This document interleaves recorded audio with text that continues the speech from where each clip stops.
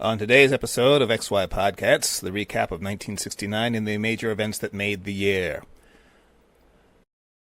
Neil Armstrong and Buzz Aldrin become the first humans to set foot on the moon. And the famous words, "That's one small step for man, one giant leap for mankind," will become part of history on July 20th, 1969.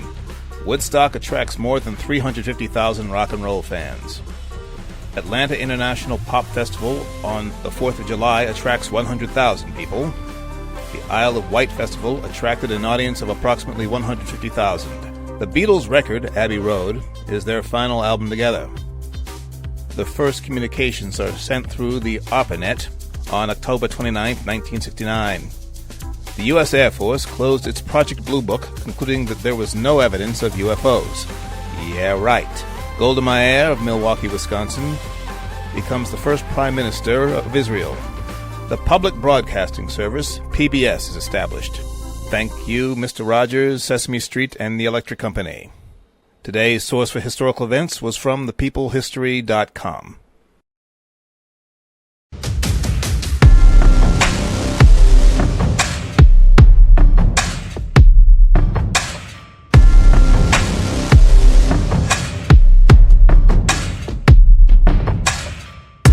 Welcome to the XY Podcasts. My name is Sam. I am Scott. What is up, brother?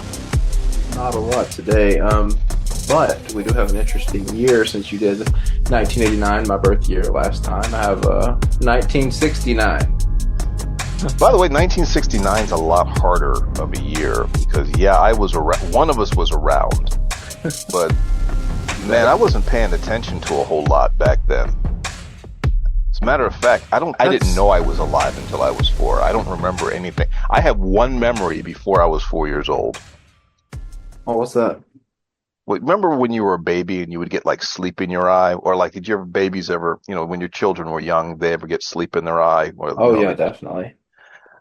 I remember waking up, staring at the ceiling in my crib, and I could not open my eye. My one eye was stuck closed. The one memory you have. That is the one memory I have from being a baby. I don't remember anything else.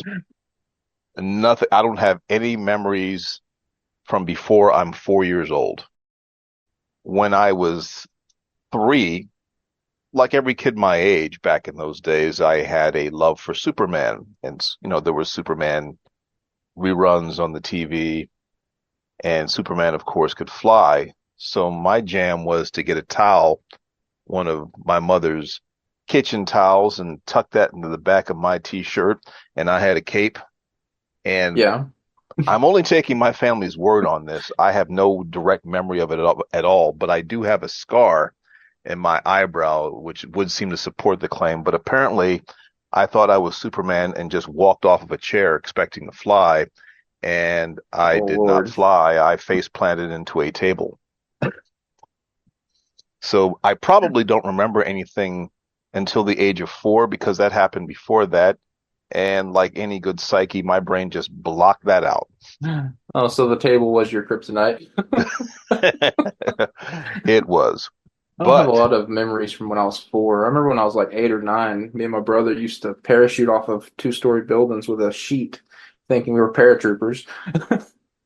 See, now how do you guys get away with doing that? And I get hospitalized walking off of a chair arm. Because we never broke anything, which is, very weird. That seems karmically inequitable. Good thing I don't believe in karma. Right? But 1969, challenging year. Oh, I do have a leftover from last week, from 1989. Oh, what's that? One of my favorite movies from that year. What I describe as a dollar store action flick called Blind Fury. Blind Fury. I haven't seen that one. Rutger Hauer. It was a remake from a Japanese samurai movie about a blind samurai. But Rutger Hauer plays a Vietnam veteran. He's blinded in Vietnam, and he ends up behind enemy lines, and he's taken in by a local village where he's trained in the art of the sword. And after the war's over, he spends his days looking for his friend from Vietnam, who abandoned him behind enemy lines. Wow. And it's funny, it's stupid, it's over the top action, and for its day, it's got some cool sword play, some cool action sequences. And in my mind, Rutger Hauer's portrayal of a blind man being sighted is the best portrayal of a sighted actor playing a blind man in movie history. So is some of the comedy in it kind of like Tropic Thunder? Yeah, it's not quite that big because the majority of the story takes place in modern day, well, in the 1980 late 80s. Yeah. You know, because the Vietnam scenes are prologue that kind of sets up the actual story of the movie, where he's a blind traveler with a cane. He keeps his samurai sword in his cane, which is really kind of cool. And the premise of the story is he is traveling with his friend's son, trying to find his friend. Some people were sent to kill his friend's family because he's cooking drugs, or I think he's cooking drugs for them. Oh, wow. I'm gonna have to try to find this movie. I'll have to watch it. But it's fun. But that was my leftover pick from last week. But 1969, that is a rough one. I think anything before the two of us were born gets pretty challenging. Yeah. Music, not so much. Music starts to get challenging before 1950. But Music, the 60s, in my opinion, was like one of the greatest eras. yeah, music hangs around. It's easy to get into old music, but not quite as easy to get into old movies and old TV shows. But I did manage to find a few. Exactly. I found two, but I'm curious what you found. But well, for the movies, Hmm. I got a handful. So my man Kurt Russell, back when you know that Kurt Russell started off as a Disney kid. Yeah. So in 1969, he starred in The Computer Wore Tennis Shoes. Never heard of that one. Yeah, I hadn't either. I don't remember when I think I was in high school or like junior high when I first watched it. Basically, he plays a kid who ends up getting somehow infused in his brain. He gets a computer downloaded into his brain. Hmm. The computer belongs to Cesar Romero, the guy who played the Joker. Oh, And wow. Okay. of course, he has the brain and computing power of a computer. What that means in 1969 wouldn't mean the same as, it's not computers Well, in 1969 were basically pocket calculators by today's standards. But, it's a premise for the movie. But Cesar Romero also is trying to kill him because he's got evidence of illegal activity in his brain also. But it's fun, it's harmless, innocent entertainment for its day. Back before Kurt Russell started cursing in movies.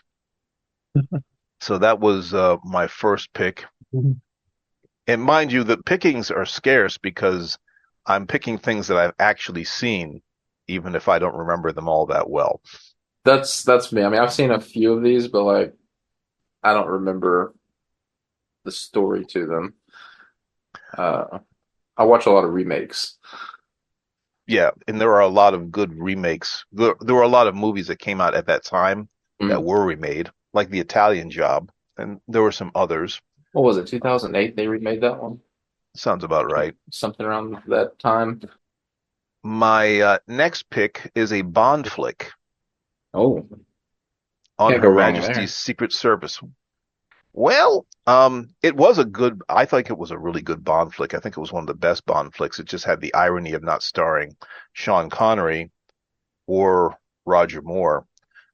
Sean Connery is definitive Bond. If you're a Bond fan from way back when, I mean, no disrespect to Daniel Craig or even Pierce Brosnan or even Timothy Dalton for that matter, all good Bonds. Sean Connery is the man. He's the OG. Right. But he took this one off. I think he was tired and he wanted more money. I heard different stories as to why he didn't do this one. Mhm. But they threw a lot of money at him to come back to do the next one. So they got George Lazenby to play Bond, who had a decent look. He wasn't even an actor; he was a model. So they had to do some interesting things to get a decent performance out of him. But it was a really cool story. Actually, I'm not going to spoil it for you if you could tell me you're going to go watch it. Oh, I'll eventually watch it, but that kind of reminds me of Jason Momoa. He was a model before he became an actor. Yeah, I could see that. I think his breakout role was on Stargate Atlantis. I believe so, too. But yeah, on Her Majesty's Secret Service, check that one out. My last pick is A Boy Named Charlie Brown. That was a cartoon, right? That's a good guess. I'm Charlie wrong. Brown enters a spelling bee. This one resonates with me personally because in fourth grade, I was in the fourth grade spelling bee. And I didn't do half bad, Right. but I went out on equally. Oh, so you like tied it up? No, I went out on the word equally. Oh, I went out, I spelled equally with one L, oh, and I felt so stupid. I even wrote like that I was a loser on my name tag because oh man. I was really down on myself. And my dad saw he saw the name tag and he ripped me a new one. And he's Oh reminded me that man. I had everything to be proud of. But I felt for Charlie Brown because it was the same kind of the same thing. Because if you've seen the movie, he is spelling all these fantastic words and he misspells beagle, Beagle. which, as you may remember or maybe not, Snoopy is a beagle. Yeah. So, or Snoopy's supposed to be a beagle. He looks nothing like a beagle, but he's supposed to be a beagle. Right. Do you remember the Snoopy ice creams? I feel like I should, but I don't. Yeah, they were like a late 90s, early 2000s thing. Oh, I stopped eating ice cream by then. I'm kidding. That's it for my movies. I'm waiting to hear yours, and we can move on. Okay, I'll give you one, True Grit, the Oh, 69 version, not the 2010. I John have seen Wayne. both of them. Yeah, John Wayne. My family was a big John Wayne family growing up.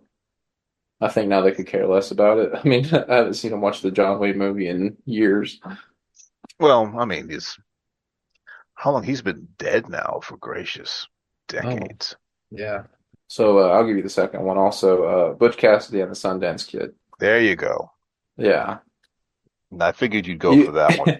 you can't go wrong with that one. Yeah, one of the first real buddy movies. And speaking of dark endings, that ending was pretty cool. It was. I Yeah, that's a classic. I've actually was thinking about going back and just watching that again. think we should set up a movie stream and just have like Mike and everybody watch the movie with us. A watch party. I Yeah. want to, speaking of movies of that era, I actually want to go back and revisit a lot of the spaghetti westerns, the Clint Eastwood movies. Oh yeah. I remember I was a kid when I saw Hang 'em High. That's a good one. Good, Bad, and the Ugly. That's one of my favorites. That's a classic. Yeah. Pale Rider's actually one of my favorites. But that's 80s. Yeah. Or somebody posted a video of that one recently saying that Clint Eastwood's character actually was deaf. I'll have to rewatch it. Now that you said that, I'll have to rewatch it because I'm curious. All right. Well, I confess that I didn't watch a whole lot of TV back then either. Me either. I couldn't even tell you whether or not we had a TV because once again, in 1969, I wasn't paying attention to a whole lot. Like 19 days after I was born, man landed on the moon, and nobody told me anything about it till I went to school. Missed the whole thing. I did. I could have been right in front of the television. Like I said, I don't know if we had a TV. Right. I don't know if we would have watched. I don't know any of that. You would think it would be like on like a radio, the dial-up radio. But television shows, there were a few that did survive that I had the chance to see. because, reruns. Right. And they might still So air some of those on the classic channel. I guarantee you they do. So just to name a couple, the original Hawaii Five-O. Oh, nice. That's a good mention. Yeah, that was back in those days. TV shows had those serious theme songs. They're all like in your face. Dun, dun, dun, dun, dun, dun, Like the dun, dun, dun, A-Team. dun, dun. Oh, the A-Team was another one, although that was a good, 10, 12, 13 years later. I think A-Team Yeah. dropped in 82. But the Beverly Hillbillies, Oh, that's a good show. I still watch that. that was like Mr. T's favorite show. Speaking of making the A-Team Beverly Hillbillies connection, Mr. T said that the Beverly Hillbillies was one of his favorite shows. You see, he just liked the story because they were simple, God-fearing folk who, were fish out of water. Yep. I would watch My Three Sons after school when I came home. That was one that was out at that time. The Carol Burnett Show. I don't know how long that show was on. Gracious. Hmm. Remind me to send you some clips from that show, All right. which are still funny to this day. Gunsmoke, which I did watch a lot of Gunsmoke growing up. everybody watched a lot of Gunsmoke. You had to, because I think until Law and Order SVU broke the record, I think it was the longest running TV show in history. Yeah. Yet ran a crazy amount of seasons. Oh, and then this one I do remember catching during its first run, the Mod Squad. The Mod Squad. One of those sound familiar. It was a cop show about three young people. They would go do undercover work. There was Pete, Link, and Judy. Clarence Williams III played Link. He had this great big old giant afro. Hippie Cops. Hippie cops? Okay, that's fair. That's It what was I read about it. I mean, I looked it up and it said a trio of hippie cops. That's fair. It was the era of hippies. But yeah, speaking of shows that had that obnoxious theme music, harder to catch, but TV shows because of reruns, there were a lot Yeah. I feel that like were left movies over. were more famous later years. Well, there was really no reason, there was really no way to watch them Yeah. unless a TV station, put it on. Oh, I But remember our first TV. It was a floor model. You had to actually sit in the floor and change it with the little knob on the front. You had to physically change it, sit in the floor and try to find a station. yeah, I mean, our parents had remote controls. They were us. Right. Scott, Scott. Yeah, yeah, yeah. What is it, Grandma? Come change your TV. I got that. Yeah, I got the same thing. And remember that. Remember when the antenna broke? Now, this might be a little bit before your time, but if the antenna broke, man, we were using a clothes hanger. We would put aluminum Aluminum foil on that foil. puppy. Yep. And if the It had the dial bunny broke, we had ears. needle nose pliers changing the channels. Same thing. And you had that little ring outside the dial. So like when you weren't watching cable, when you were getting stations off air, you were turning that dial or that ring around the dial to try to tune that station in. Yeah. And the volume button, it would always stick. So like you'd either have max volume or no volume. So did you find any TV shows?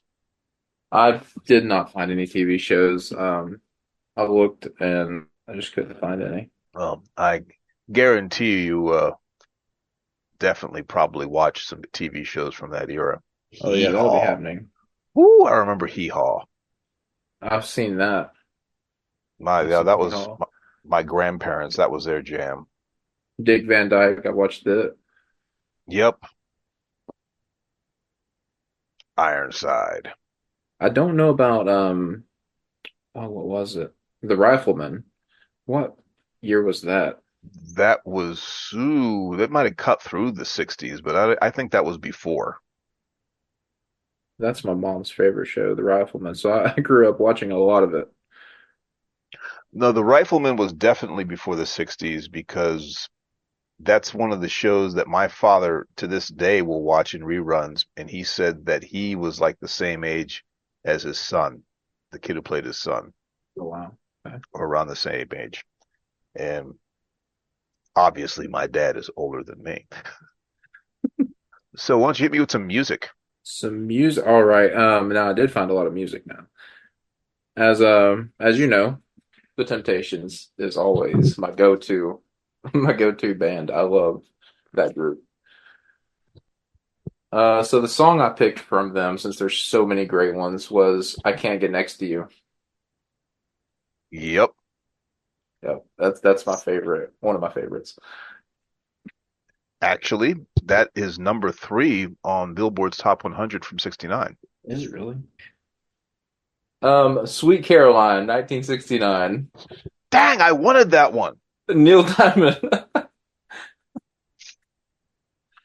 Although that is, uh, somebody said that's the unofficial anthem of all white people. What? Sweet Caroline. Bomb, bomb, bomb.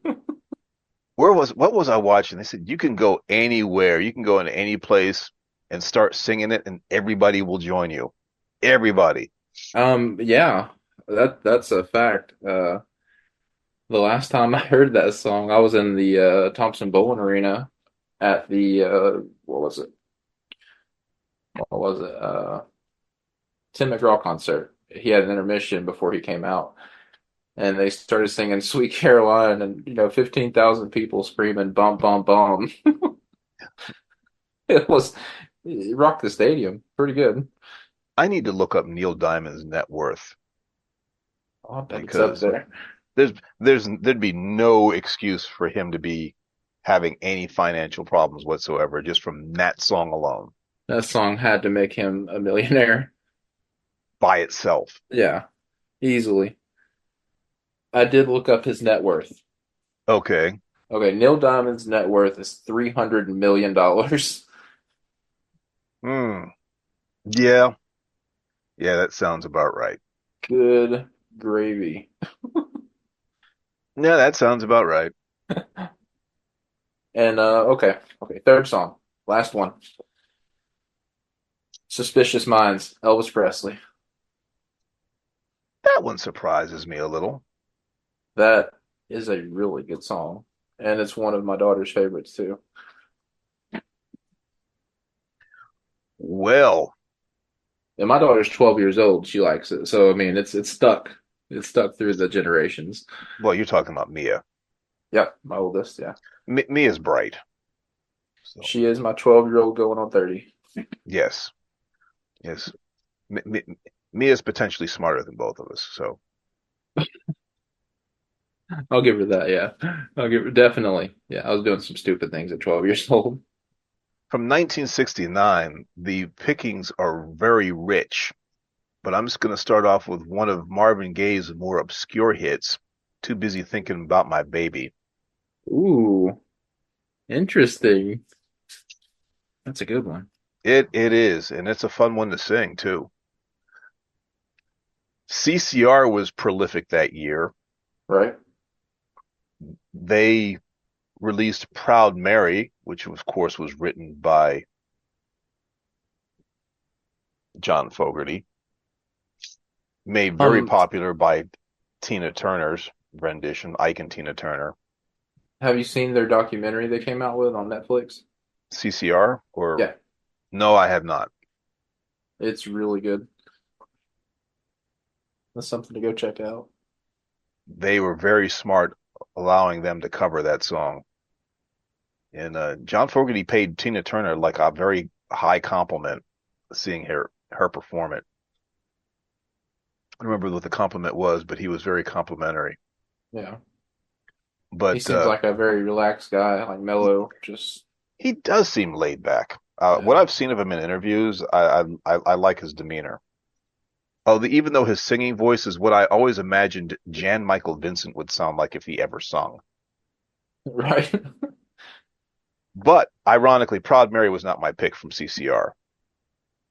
Oh, can I try to guess it? Go ahead. I want to try to guess this one. Bad Moon Rising. You got it.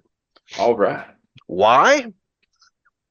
Because as I mentioned last time we talked, I'm not very good at deciphering lyrics. I'm better at it now as an adult, but as a kid, I couldn't. Anytime somebody was singing, I just listened to the music and the beat because people singing just sounded like another instrument to me. Right. I mean, So I was one of those kids that Bad Moon on the Rise sounded like Bathroom on the Right. There's the bathroom on the right. So, imagine being a kid trying to understand Rock You Like a Hurricane. well, I think there were a lot of 70s songs that lended themselves to being misunderstood, especially by little kids who didn't know what was going on. But that was one of my favorites because of just misunderstanding the lyrics. Now, once again, and these are a little bit out of my traditional music taste. I came to appreciate these songs much later as an adult. Hmm. You know, I was definitely down with Stevie Wonder, My Cherie Amour, and In the Ghetto by Smith, those types of songs. But I'm going to have to make my third pick Johnny Cash. And you know where I'm going with this. Oh yeah. A Boy Named Sue. I should have guessed it. I should have guessed that one. For a while, that was my favorite song because it was so funny. Yeah.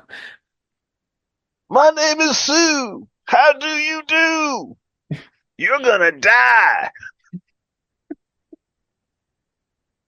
Uh, and Johnny Cash was never what you want to call a power vocalist, Right. Rest in peace. but he definitely had a way of writing songs that resonated with people. And that one resonated with, how old was I heard that when I heard that song? 8. Right. One of my favorites from him is Walk the Line. That's can't go wrong with any of his songs, but that's one of my favorites. But wow, I mean, if you go down the list, the the number of songs that we grew up with, Time is Tight is one of my favorites by Booker T and the MGs. That's the instrumental. Hmm. I will put that on every now and then and chill to that. Right. I listened to a lot of country growing up. Being from Tennessee, that's kind of what we did until the late '90s, and my brother introduced me to like hip hop and rap, and them uncles introduced me to the Beach Boys and Stevie Wonder, and I just got a big clash of all kinds of music.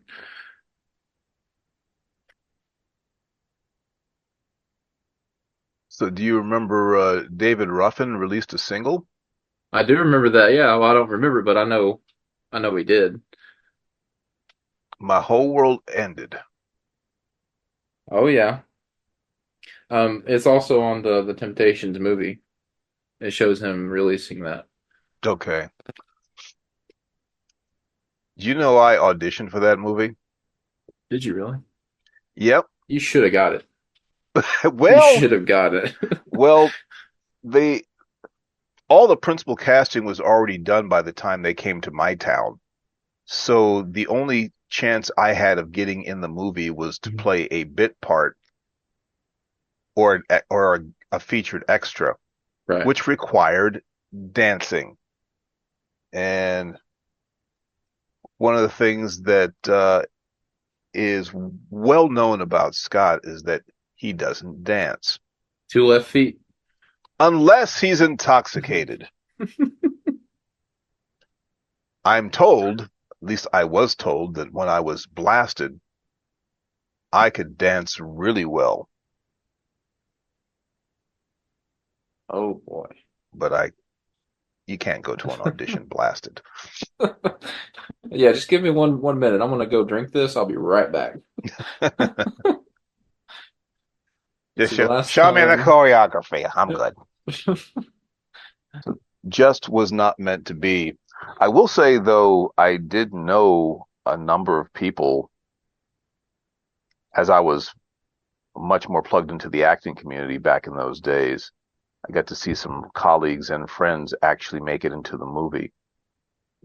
Oh, that's awesome. So there was that, but there were many times where there were productions, film productions that were shot here in Pittsburgh that I did not get a chance to see myself in, but got to see other people in. I think the only big thing they shot here was part of The Walking Dead. But they shot a lot of stuff down there, or was that Yeah. more More in Georgia. okay, further south? Yeah. Still, though, it's fun if you can ever get on a production, on a TV show or a film. Oh, that would be If you've nice. never, I would definitely be something I'm interested in. I mean, definitely if you've never done it before, just sign up to be an extra because it's easy. They they just tell you where to stand. They Hmm. use you. The hardest part about being an extra is just the downtime. They kind of herd you like cattle, and okay, you, we need you for the next shot. Come on. And if you don't get picked, then you just sit there, read a book, or these days you'd play on your phone and hang out by the craft table like I did. They've got all the bagels and cream cheese and snacks you can eat. Hopefully a But bathroom nearby. yeah, they usually see to that. But it's also nice because, these big budget films are catered. So when they serve Right. dinner, you're eating what the cast is eating. Maybe not the same quality, but you're getting like gourmet stuff. You're getting fed.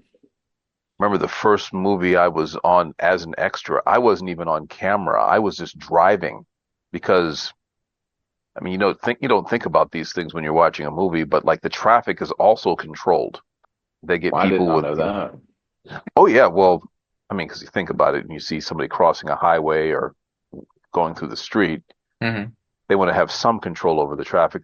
Not always. I'm sure there's productions where they don't give a crap. Rumor has it that like the French Connection, they didn't tell anybody that they were shooting that chase scene, but I don't know if I quite buy that entirely because they were going down the wrong side of the road. But most times when you see cars, those are extras who've been hired to drive the cars. Okay. So if you see the movie Innocent Blood, there's a street scene where there's a Pontiac rounding the block. That's me driving that car. Oh, nice. Did you get But I was paid pretty good? made like minimum wage. Maybe a little bit more than minimum wage. It wasn't, I mean, you certainly don't do it for the money. You just Hmm. kind of do it because it's fun. But when we broke for dinner, we were eating what the cast was eating. Did you hear that? No, I didn't hear anything.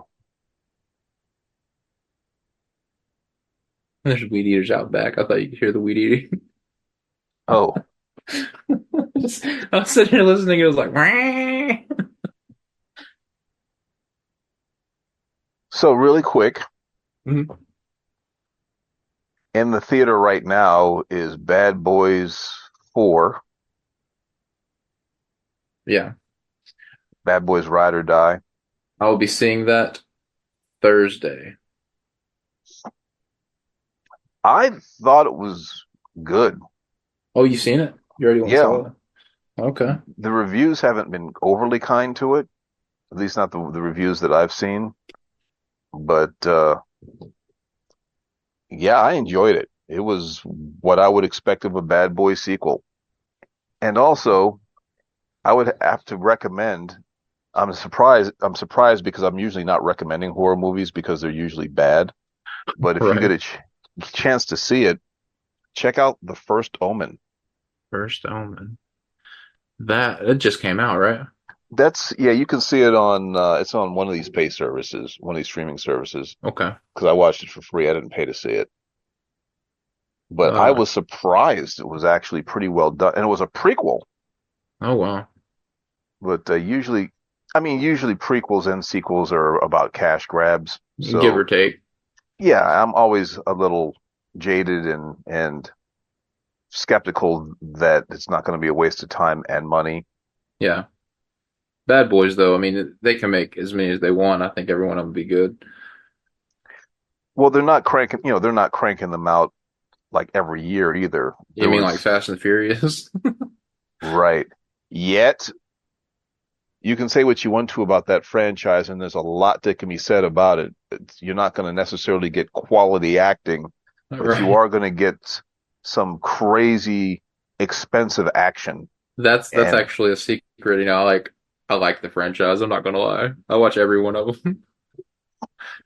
I just got around to watching the last one like maybe a couple months ago, Really good. and nobody told me. Y'all kept me in the dark about it being a cliffhanger. Nobody told me that I was going to be waiting for part 11 to come out whenever that. When is part 11 supposed? Is that even coming out this year, or when is that coming out? Next year, I think. Doesn't that take you off though? Where you standing See? there at the bottom? Yeah, you're just Somebody like I could have waited to watch that next year because I wasn't in any hurry to see it. you I could be could like, have, Sam, what's up with this? y'all could have warned a brother. Now I'm going to be waiting. I mean, I know everybody's going to be all right because they're not going to kill Dom and Little Dom. I guess Little Brian? He's Brian. Yeah, he's Brian's son. Or well, isn't Dom's son named Brian? Yeah. Oh yeah, that's right. He named him after Paul Walker's character. But the surprise for me in that movie was I've never. We talked about Jason Momoa a little earlier. I've never had a problem with Jason Momoa. No, not I've at al all. I've loved I've, all his movies. I've always respected the fact that he was always aware of his limitations and never tried to do anything that he wasn't capable of doing. Hmm. But he was good in this movie. He was He was he was hilarious. he was lit. I would love to meet him in person. Just like thank you for your comedic roles. He kind of reminds me in in kind of a way. He reminds me of Channing Tatum. Not Yeah, I mean, not like their acting types are similar, but just kind of in their trajectory. Because when yeah. Channing Tatum first started acting, he sucked.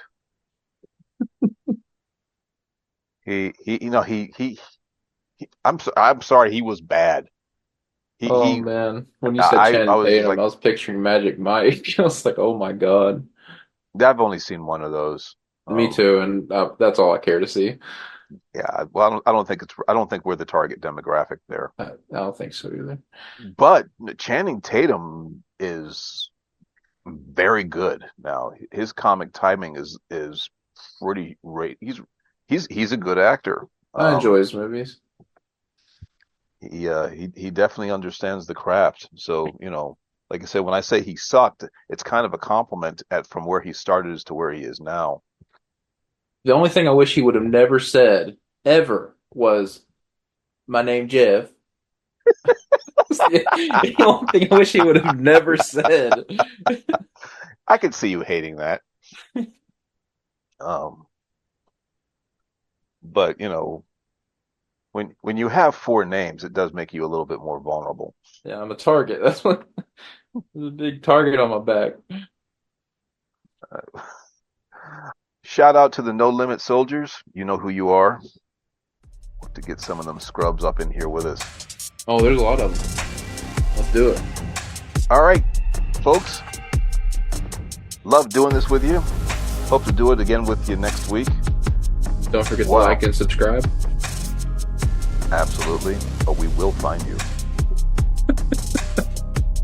We will find you and make you subscribe.